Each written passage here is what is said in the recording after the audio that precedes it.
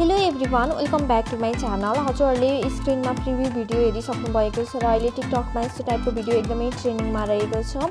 So आज म हजुरहरूलाई यस्तो टाइपको भिडियो कसरी बनाउने सम्पूर्ण जानकारी लिएर आइरहेको छु। सो भिडियोलाई बिचमा स्किप नगरिकन अन्तिमसम्म हेरिदिनु होला।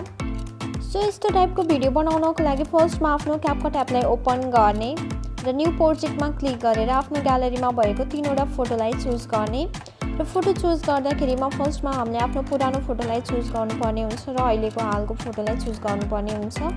सो अब लास्टमा क्यापकटको वाटरमार्क रहेको हुन्छ, इन्डिङ पार्टलाई सिलेक्ट गरेर डिलिट गरिदिने र अब चाहिँ हामीले आफ्नो फर्मेट चेन्ज गर्नुपर्ने हुन्छ। सो फर्मेटमा क्लिक गरेर 9:16 को रेसियोलाई चुज गर्ने र हामीले आफ्नो फोटोलाई स्क्रिनमा फिट गर्नुपर्ने हुन्छ।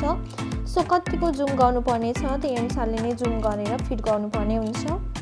सो यसरी स्क्रिनमा फिट गर्नको लागि हामीले फोटोलाई सिलेक्ट गर्दै दुईवटा औँलाको सहायताले जुम गर्दै स्क्रिनमा फिट गर्नुपर्ने हुन्छ र मैले आफ्नो सबै फोटोहरूलाई जुम गरि पनि सकेँ।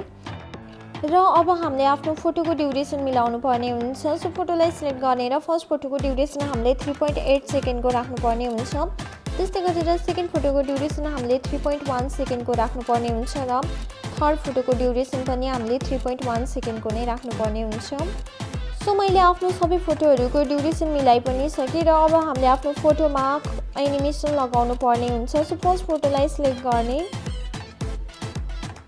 र एनिमेसनमा क्लिक गर्ने र इनमा क्लिक गर्ने र हजुरहरूले यहाँनिर मिनी जुम भनेर एनिमेसन देख्न सक्नुहुन्छ। सो त्यसमा क्लिक गर्ने र एनिमेसनको साइजलाई फुल गरेर टिक अप्सनमा क्लिक गरिदिने र अब फेरि हामीले सेकेन्ड फोटोलाई चुज गर्नुपर्ने हुन्छ र स्टाइलमा क्लिक गर्ने र 3D जुम प्रो अप्सनलाई क्लिक गर्ने। सो यहाँनिर 100% हुन्छ र हाम्रो फोटोमा त्यो स्टाइल चाहिँ आउँछ। सो त्यस्तै गरेर फेरि थर्ड फोटोलाई पनि चुज गर्ने र त्यसमा पनि 3D जुम प्रो अप्सनमा क्लिक गर्ने। सो यहाँनिर थोरै टाइम लाग्छ र हाम्रो फोटोमा चाहिँ त्यो इफेक्ट आउँछ र लास्टमा टिक अप्सनमा क्लिक गरिदिने र अब हामीले आफ्नो भिडियोमा साउन्डलाई एड गर्नुपर्ने हुन्छ। सो ब्याक गर्ने र अडियो अप्सनमा क्लिक गरेर एक्सट्र्याक्टेड अप्सनमा क्लिक गर्ने र हजुरहरूले जुन भिडियोको साउन्डलाई एड गर्न खोज्नु भएको छ त्यो भिडियोलाई सिलेक्ट गरेर इम्पोर्ट साउन्ड ओन्ली अप्सनमा क्लिक गरिदिने र यो साउन्डको लिङ्क मैले हजुरहरूलाई डिस्क्रिप्सनमा राखिदिने छु र हजुरहरूले भिडियोलाई डाउनलोड गरेर आफ्नो भिडियोमा साउन्डलाई इम्पोर्ट गर्न सक्नुहुनेछ। र अब चाहिँ हामीले आफ्नो भिडियोमा टेक्स्ट लगाउनु पर्ने हुन्छ। सो टेक्स्टमा क्लिक गर्ने, एड टेक्स्टमा क्लिक गर्ने र यहाँनिर इफेक्टहरू रहेको छ, स्टाइलहरू रहेको छ। सो आफूलाई मनपर्ने जुनसुकै इफेक्ट र स्टाइलहरू हजुरहरूले चुज गर्न सक्नुहुनेछ।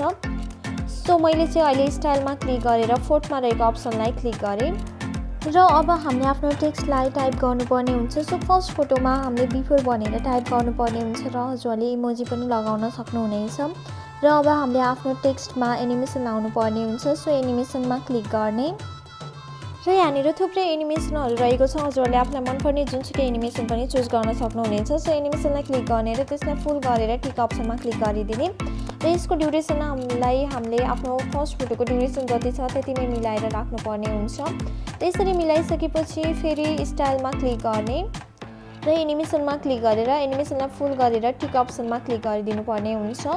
सो अब सेकेन्ड फोटोको स्टार्टिङ पोइन्टमा जाने, एड टेक्स्टमा क्लिक गर्ने र अब हामीले फेरि आफ्टर भनेर टाइप गर्नुपर्ने हुन्छ र यसमा हजुरहरूले इमोजी पनि लाउन सक्नुहुनेछ।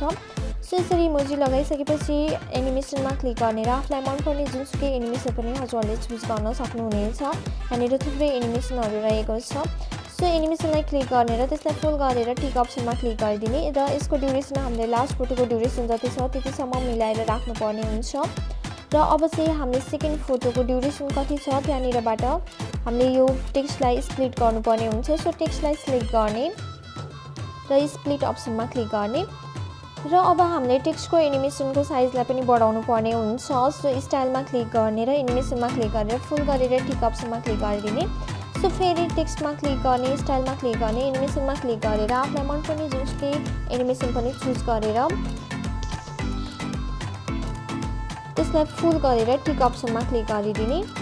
सो यसरी हामीले आफ्नो भिडियोमा टेक्स्ट पनि लगाइसकेको छौँ र यसरी अब हामीले यो टेक्स्टलाई हल्का जुम गर्दै रोटेट गर्दै कहाँनिर राख्ने हो मिलाएर राख्नुपर्ने हुन्छ। सो त्यसको लागि टेक्स्टलाई सिलेक्ट गर्ने र त्यसलाई जुम गर्दै रोटेट गर्दै मिलाएर राख्ने।